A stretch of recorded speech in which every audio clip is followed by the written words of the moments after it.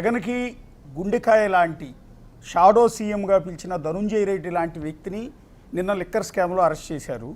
ఇక next king pin జగనేనని ప్రచారం జరుగుతుంది. నేనేమంటున్నానంటే లిక్కర్ లాంటి కేసుల్లో జగన్ని మీరు అరెస్ట్ చేసినా లేదా పాత అక్రమాస్తుల కేసులో సిబిఐ కేసులో బెయిల్ రద్దయ్యో లేకపోతే జడ్జిమెంట్ వచ్చో అది అక్కడ అరెస్ట్ అయ్యి మళ్ళీ జైలుకి వెళ్ళినా ఏదైనా కూడా మళ్ళీ ఎంటైర్ జగన్కి సింపతి వెళ్తుందేమో కదా, మళ్ళీ మీకు వచ్చే ఎన్నికల్లో మీకు ఇబ్బంది కలగదా అంటున్నా. ఈ దేశంలో అత్యంత నిజాయితీ పరుల్లో అరవింద్ కేజ్రీవాల్ గారు ఒకరని చాలామంది అభిప్రాయం. అరవింద్ కేజ్రీవాల్ గారి మీద మద్యం కుంభకోణం అంటే ముందు ఏ ఆరోపణలు కూడా లేవు. మరి అరవింద్ కేజ్రీవాల్ గారిని జైల్లో పెట్టారు. మరి జైల్లో నుంచి వచ్చిన తర్వాతే ఎన్నికలు జరిగాయి. ఏమైనా ఎన్నికల్లో ఆమ్ ఆద్మీ పార్టీ అడ్రస్ లేకుండా పోలేదా? ఆఖరికి అరవింద్ కేజ్రీవాల్ గారు ఓడిపోలేదా? మరి జైల్లో పెడితే సానుభూతి వస్తుంది అనుకుంటే 2014 కంటే ముందు జగన్ గారు జైల్లో ఉన్నారు. 2014లో అధికారంలో రాలేదే. 2014-19 మధ్యలో జగన్ గారిని బాబు గారు జైల్లో పెట్టలేదే. అంటే ఒక్కొక్క పరిస్థితిని బట్టి ఒక్క అంశం ఉంటుంది. కాబట్టి ఈ కేసుల్లో జగన్ గారికి సంబంధం ఉందని విచారణ అధికారులు తెలిస్తే ఆ దిశగా చర్యలు తీసుకుంటారు. కానీ ఈ కేసుల్లో అరెస్టులు అయితే వైఎస్ఆర్ కాంగ్రెస్ పార్టీకి సానుభూతి వస్తుంది అన్నది కరెక్ట్ కాదు. అందు ఉదాహరణ ఢిల్లీ ఆమ్ ఆద్మీ అరవింద్ కేజ్రీవాల్ గారి గురించి మీకు నేను చెప్పడం జరిగింది. ఒక ఇద్దరు గురించి ఇక్కడ మనం మాట్లాడుకోవాలి. కోటమిరెడ్డి శ్రీధర్ రెడ్డి గారు, మీరు కూడా మీకు కూడా క్లోజ్ అయి ఉంటారు వాళ్ళు అప్పుడు ఆ పార్టీలో ఉన్నప్పుడు. ఒకటి వల్లభనేని వంశీ కావచ్చు, కొడాలి నాని రెడ్ బుక్లో ఆయన పేరు ఉందనగానే గుండె నొప్పి వచ్చింది, ఆయన బైపాస్ సర్జరీ చేయించుకుని బెడ్ మీద ఉన్నారు. రెండోది వల్లభనేని వంశీ, మీకు తెలిసిందే నారా భువనేశ్వర్ గారిని ఉద్దేశించి ఆయన చేసిన అత్యంత దారుణమైన కించపరిచే ఆ భాష, దానికి మూల్యం చెల్లించుకుంటున్నారు అనుకోవచ్చు. వాళ్ళ జైల్లో ఆయన మీరు చూశారు, హెల్త్ కూడా పూర్తిగా పాడైపోయి 20 కేజీలు బరువు తగ్గిపోయి నరకం అనుభవిస్తున్న పరిస్థితి చూస్తూ ఉన్నాం.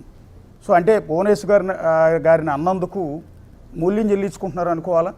దేవుడి స్క్రిప్ట్ అశోక్ గారు. ఎందుకంటే అధికారం చేతిలో ఉందని ఉచ్చ నీచాలు మరిచి సభ్య సమాజంలో సాధారణ ప్రజలు కూడా మాట్లాడలేని మాటల్ని నిండు శాసనసభ సాక్షిగా సత్యమేవ జయితే అన్న సూక్తిని కించపరిచే రీతిలో శాసనసభ ప్రమాణాలని దిగజార్చే రీతిలో ఆ రోజు చంద్రబాబు గారి కంటి వెంట కన్నీరు కారేదానికి, వారు బాధపడేదానికి కారణభూతులైనటువంటి వల్లభనేని వంశీ గారి విషయంలో, లేదా అంతకంటే దారుణంగా వ్యాఖ్యలు చేసిన కొడాలి నాని గారి విషయంలో నాకు ఎలాంటి సానుభూతి లేదు, ఉండదు. నాకే కాదు, ఎవరికి ప్రపంచంలో తెలుగు ప్రజలు ఎవరికి కూడా ఉండదు. దాంట్లో ఎలాంటి అనుమానం లేదు. రెండోది, ఇందాకే మీకు చెప్పా, దేవుడి స్క్రిప్ట్ అనేది ఒకటి ఉంటుందని చెప్పని. మనం అధికారంలో ఉన్నామని ఇష్టారీతిగా వ్యవహరిస్తే, ధర్మాన్ని మరిచి ప్రవర్తిస్తే ఖచ్చితంగా మన మెడకి అది చుట్టుకుంటుంది. అలా చుట్టుకుంది. అంటే వాళ్ళు వాడిన భాష ఆ పార్టీకి కూడా నష్టం చేకూర్చిందిగా. అప్పటి వైఎస్ఆర్ కాంగ్రెస్ పార్టీకే ఎక్కువ నష్టం చేసింది కదా, పరోక్షంగా టీడీపీకి మంచి చేసిందేమో. 100% నష్టం చేసింది అశోక్ గారు. అలాగని మన ఇంట్లో మహిళల గురించి మాట్లాడితే మనం చూస్తూ ఊరుకుంటామా? ఒక రకంగా చెప్పాలంటే నా దృష్టిలో ఆలస్యమైంది.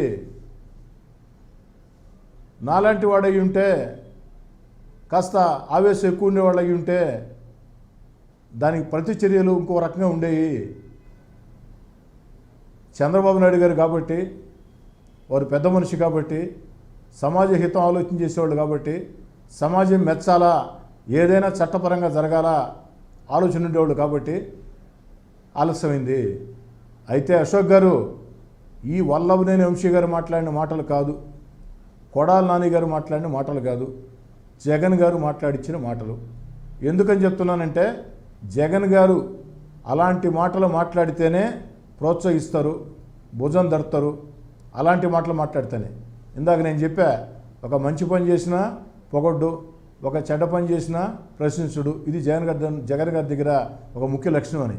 కానీ ప్రత్యర్థుల మీద, ముఖ్యంగా ఆ యొక్క టీవీ ఛానల్స్ మీద కావచ్చు, పత్రిక మీద కావచ్చు, ప్రత్యర్థుల మీద, చంద్రబాబు గారి మీద, పవన్ కళ్యాణ్ గారి మీద, లోకేష్ గారి మీద ఉచ్చ నీచాలు మరిచి మాట్లాడితే బాగా ప్రోత్సహిస్తాడు. అందుకు కారణం జోగి రమేష్ గారే. జోగి రమేష్ గారు ఆ యొక్క శాసనసభలో ఏబిఎన్ గురించి, రాధాకృష్ణ గారి గురించి ఏ విధంగా మాట్లాడాడు, రామోజీరావు గారి గురించి ఏ విధంగా మాట్లాడాడు, చంద్రబాబు గారి ఇంటి మీద దాడికి ఎత్తించాడు మీకు తెలుసు. వేరే నాయకుడైతే దాన్ని అంగీకరిస్తాడా అధినేత? అదే చంద్రబాబు గారు అయితే నాలాంటి పని చేస్తే ఒప్పుకుంటాడా? అధికారం ఉంటే పెద్ద పని కాదు అశోక్ గారు. ఎవరెళ్ళ మీదకైనా పోయి ఏమైనా చేయొచ్చు అని చెప్పని మీరు అనుకుంటే ఎంతవరకు కరెక్టు? అధినేత దాన్ని ఖండించబడలేదా? ఖండించకుండా మంత్రిని చేశారు తీసుకుని వచ్చి. కాబట్టి జగన్ గారు ప్రోత్సహించారు కాబట్టి ఇవన్నీ కూడా జగన్ గారి మాటగా భావించాలా? వైఎస్ఆర్ కాంగ్రెస్ పార్టీ ఆఫీసు నుంచి సజ్జల రామకృష్ణారెడ్డి ఇలా తిట్టమని స్క్రిప్ట్ పంపించేవాడు.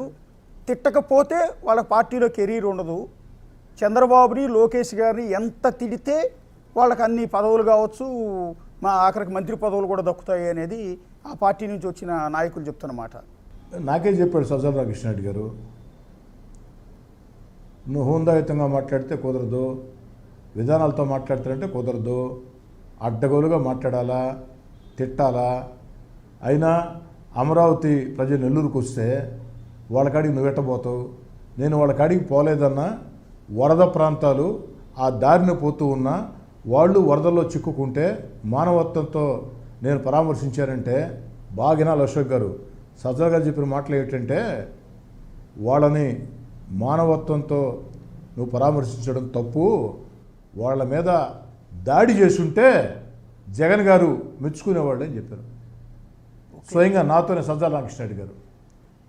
అమరావతి ప్రజలు, మహిళలు, యువకులు, వృద్ధులు ఈరోజు ఆ రోజు వాళ్ళు ఒక ప్రభుత్వం తీసుకున్న నిర్ణయం శాశ్వత నిర్ణయం, దీన్ని అన్ని పార్టీలు బలపరిచాయి అని నమ్మి తమ జీవితాలను పణంగా పెడితే వైఎస్ఆర్ కాంగ్రెస్ పార్టీ వచ్చిన తర్వాత వాళ్ళ జీవితాలు ఛిద్రమైతే వాళ్ళు ఎండకు ఎండుతూ వానకు తడుస్తూ పాదయాత్ర చేస్తూ ఉంటే, నా నెల్లూరు రూరల్లో వరదల్లో చిక్కుకుంటే వాళ్ళు అక్కడ ఉండాలన్న విషయం కూడా నాకు తెలియదు. షెడ్యూల్ ప్రకారం 2 days ముందే నా కాన్స్టిట్యూన్స్ అయిపోయి ఉండాలా. వేరే వరద ప్రాంతాల పరిశీలనకు పోతే మధ్యలో వాళ్ళు ఉంటే వాళ్ళు ఉన్నారు, వాళ్ళని వదిలేసిపోవటం మానవత్వం కాదని నేను ఆగి వాళ్ళని పరామర్శించి, రాత్రికి వరదలు ఇంకా ఎక్కువ వస్తాయమ్మా, ఇక్కడొద్దు, మెయిన్ రోడ్లోకి రండి, మీకు కావాల్సిన ఏర్పాట్లు నేను చేస్తాను, వరద ప్రాంతాల వరకే అన్నీ స్పష్టంగా చెప్పా. వాళ్ళు అమరావతి గురించి అడిగారు. అమ్మ, నేను వైఎస్ఆర్ కాంగ్రెస్ పార్టీ శాసనసభ్యుడిని, పార్టీ నిర్ణయాన్ని కాదని నేను మాట్లాడలేను, నేను మానవత్వంతో వచ్చానని చెప్పా. హోందాగా ప్రవర్తించా, పార్టీకి చెడ్డపేరు తేలా, పార్టీ గౌరవం తెచ్చా. కానీ సజ్జల గారు అంటారు, నువ్వు చేయాల్సింది పరామర్శ కాదు, వాళ్ళు ఉన్నారు కదా వాళ్ళ మీద దాడి చేయించి ఉండాలా అంటాడు. అమరావతి ప్రజలు, రైతులే కాదు కదండి. అవును, అమరావతి చాలామంది ఏంటంటే రైతులు అలవాటు అయిపోయింది, కానీ అమరావతి ప్రజలు, రైతులు ఉన్నారు, కూలీలు ఉన్నారు, చిన్నకారు వాళ్ళంతా ఉన్నారు కదా. అట్లా కొంతమంది ఎమ్మెల్యేలు ఆల్రెడీ దాడులు చేశారు.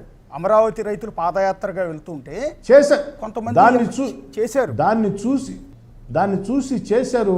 సజ్జల గారు, మన అశోక్ గారు, నా కాన్స్టిట్యున్సీ దాటిన తర్వాత సర్వేపల్లి స్టార్ట్ అయింది, ఆ తర్వాత శ్రీకాళహస్తి కూడా వచ్చింది, ఆడంతా దాడులు చేశారు కదా.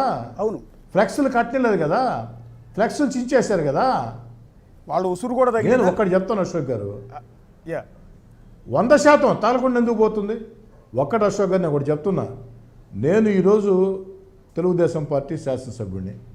నేను అత్యంత కష్టాల్లో వైఎస్ఆర్ కాంగ్రెస్ పార్టీ దూరంగా జరిగిన తర్వాత ఆ 16 నెలలు నేను తెగించి పోరాడొచ్చు, నేను కాదన్ను. కానీ చంద్రబాబు గారు, లోకేష్ గారు నన్ను ప్రోత్సహించారు. నాకు 3వ ఎన్నికల్లో అభ్యర్థిగా అవకాశం ఇచ్చారు. అన్ని రకాల అండగా నా నిలబడ్డారు, నన్ను ప్రోత్సహించారు. నేను తెలుగుదేశం పార్టీ శాసనసభ్యుడిని. ఈరోజు కూడా జగన్ గారి గురించో వైఎస్ఆర్ కాంగ్రెస్ పార్టీ గురించో మాట్లాడాల్సిన పరిస్థితుల్లో నేను మాట్లాడతా, కానీ హోందాయుతమైన భాషతో మాట్లాడతా, పద్ధతైన భాషతో మాట్లాడతా, ప్రజల్ని ఒప్పించే భాషతో మాట్లాడతా, ప్రజల్ని మెప్పించే భాషతో మాట్లాడతా. అలా కాకుండా బూతులంటే నా వల్ల కాదు. యా ఈ పార్టీలో మిమ్మల్ని అట్లా మాట్లాడమని కూడా చెప్పరు కదా, మాట్లాడినా ఊరుకోరు కదా. నా నోట్లో నుంచి మాట రాకముందే మీరు చెప్పారు, వాళ్ళు మాట్లాడిచ్చే దేవుడు ఎరుగు. ఎవరైనా మాట్లాడితే వెంటనే ఫోన్ కాల్ వస్తుంది స్టేట్ టీడీపీ ఆఫీస్ నుంచి, మీరు మాట్లాడింది కరెక్ట్ కాదని. అంటే ఆ